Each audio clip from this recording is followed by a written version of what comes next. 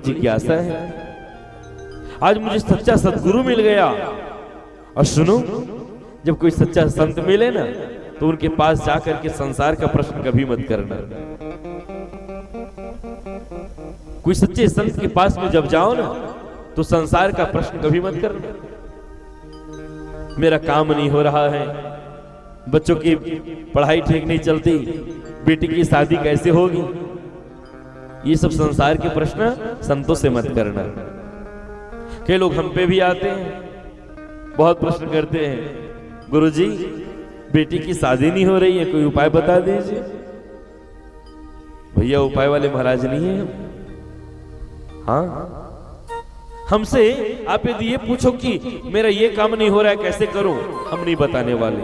पर हाँ, आप यदि पूछोगे मेरी भक्ति भगवान में कैसे जगेगी, उसका उत्तर मैं दूंगा प्यारे। भक्ति कैसे बढ़ानी है मैं जरूर बता दूंगा। मेरे पास आकर के यदि पूछोगे कि मेरा व्यापार नहीं चलता, तो मैं क्या व्यापार करता हूं? मैं भी तो व्यापार नहीं करता। हम मुझसे पूछो भगवान से मेरा प्रेम कैसे बढ़ेगा। अनुदिन बढ़ाई अनुग्रह तोरे, अस अभिमान जाय जनि भोरे।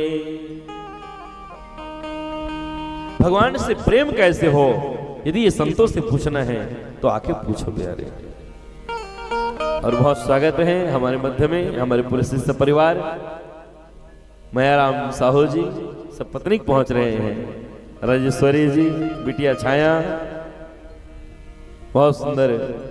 आइए, स्वागत है आप लोगों का व्यासपीठ तक, बड़ा आनंद है।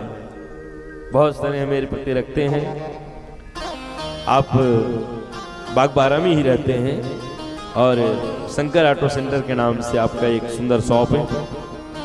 आते समय भाव बहुत ज्यादा प्रबल था, बहुत इच्छा थी गुरुजी कम से कम पहली बार आपका आना हो रहा है मेरे क्षेत्र में, एक बार कदम रख दीजिए। बोले हम अवश्य पहुंचेंगे।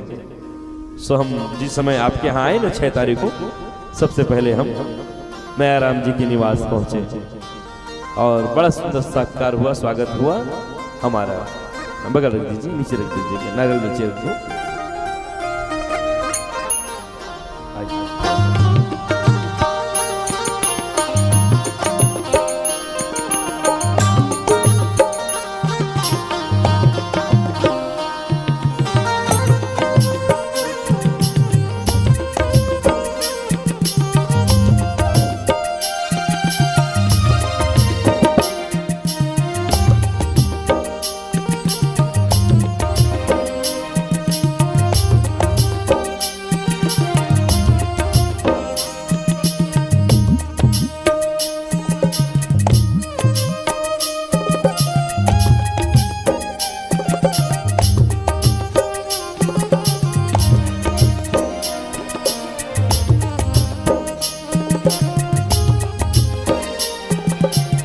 अगरबत्ती रहने दीजिए, अगरबत्ती रहने दीजिए।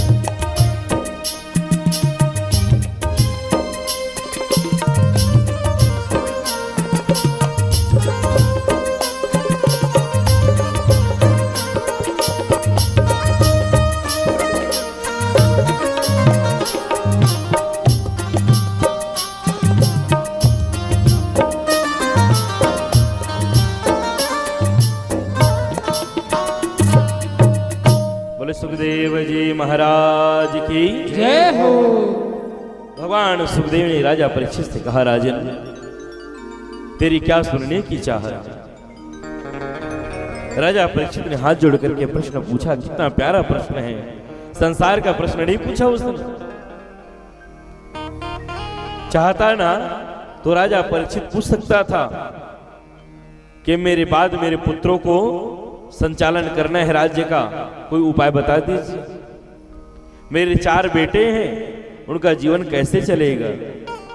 राजा परीक्षित के 4 बेटे हैं ना, हाँ कौन कौन बताएंगे मुझे? किसको पता है 4 बेटे राजा परीक्षित के? कल मैंने बताया था। कौन कौन आए थे कल? कितने लोग आए थे कल कथा में? अब ये लोग तो आज आ रहे हैं, तो बोलेंगे गुरुजी हम तो आज पहुंच रहे हैं। हमको थोड़ी पता है, पर भले आज पहुंच रहे हैं, पर मुझे पता है कथा में तो रोज आते थे। अब रोज आते थे मतलब जैसे ही 2 बजे अपने मोबाइल पर टीवी से कनेक्ट करके बच्चे देखते थे। हाँ, घर बैठे टीवी में देख रहे थे लोग सब। और हमें तो यहां तक जानकारी मिली है, हम जो अभी कथा कर रहे हैं ना आपके भरवा मुरा में, ये कथाओं को अपने अपने घरों में टीवी चैनल पर भी और प्रोजेक्टर में लगा के देख रहे हैं लोग। कब प्रोजेक्टर तो बोलते हैं ना। और जितने बड़े हमारे, हम आपको बता दें कितने बड़े स्क्रीन में देखा जा रहा था। हम तो नहीं गए थे क्योंकि भाई बिना बुलाए कैसे हम चले जाते हैं, तो हमारी मर्यादा है। तो हम रात्रिकालीन जब थोड़े भ्रमण कर रहे थे भोजन प्रसादी पाके, तो आवाज आ रही थी। हमें लगा कि हमारे जैसे आवाज वाला और कोई आ गया क्या, ये प्रवचन दूसरा कहां से हो रहा है। तो हम थोड़े बाहर निकले, तो हमने सुना कि हमारी कथा चल रही है। बोले ये कहां से आ रही है। तो फिर ये लोग बताए कि महाराज जी बगल में एक बड़ा सा स्क्रीन बना करके प्रोजेक्टर में आपकी कथा हो रही है। लगभग कितना बड़ा रहा होगा, ये जो मेरा पीछे का बैकग्राउंड दिख रहा है आपको, लगभग इतने बड़े बैकग्राउंड में इतनी बड़ी स्क्रीन पर लगा करके, जैसे अब मैं तो आज तक गया नहीं, ये लोग बताते हैं जैसे वो चलते हैं फिल्म, क्या बोलते हैं उसको, जहां पे सब लोग जाते हैं पैसा पैसा पटाके टाकीज। हाँ, अब मैं तो आज तक कभी गया नहीं। हमें इससे फुर्सत मिले तब ना दूसरा टाकीज जाए, हमारा तो टाइम इसी में निकल जाते हैं। तो लोग टाकीज जाते हैं देखने को। तो टाकीज में जितनी बड़ी पर्दा होती है ना, उतने बड़े पर्दे के द्वारा हमारी कथा जो यहाँ भरवा मुरा में हो रही है उसका लाइव प्रसारण देख रहे थे प्यारे। ये कितनी बड़ी प्रसन्नता की बात है।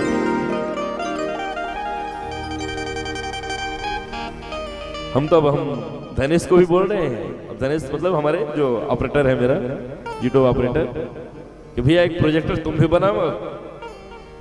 अब चूंकि कथा तो अनेकों जगह चल रही है, हजारों के बीच में कथा देनी पड़ती है। कई लोग को शिकायत रहती है गुरुजी को हम ठीक से देख नहीं पाते, इतने दूर बैठे रहते हैं गुरुजी। तो अभी काम करना, अब एक प्रोजेक्टर डाल देना ताकि हम भले सही स्पष्ट ना दिखे पर कैमरे से तो दिखते रहे लोगों को। एक बड़ी सी एलईडी अब लेकर चला करेंगे, क्यों नरेश? ठीक है, हाँ डन। ये सब आपका प्रेम है और कुछ नहीं। आइए कथम प्रवेश करते हैं। राजा परीक्षित के 4 पुत्र हैं, कृतसेन, कृतवर्मा, कृतमाली और सबसे छोटा बेटा है जन्मेजय, जिनके बारे में मैंने कल बताया था आपको। जन्मेजय के नाम से कौन भागता है? बोलो ना, सांप। हाँ, यदि आपको सपने में सर्प बार बार दिखता हो ना, यदि आपको सपने में सर्प का भय होता हो अथवा तो सर्प से ही भय होता हो,